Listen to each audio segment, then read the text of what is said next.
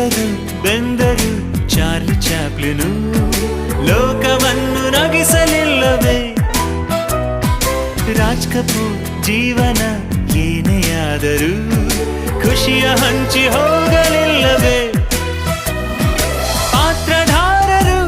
ಭೂಮಿಲಿ ಎಲ್ಲರೂ ಆಡಿಸೋ ಸೂತ್ರದೇವರು ಏನೇ ಬಂದರು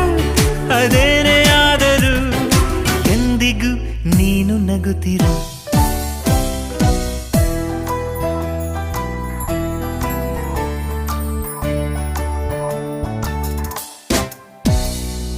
ಕೆನ್ನೆ ತುಂಬ ಚಂದ್ರಬಿಂಬ ಚುಂಬಿಸೋ ನಗು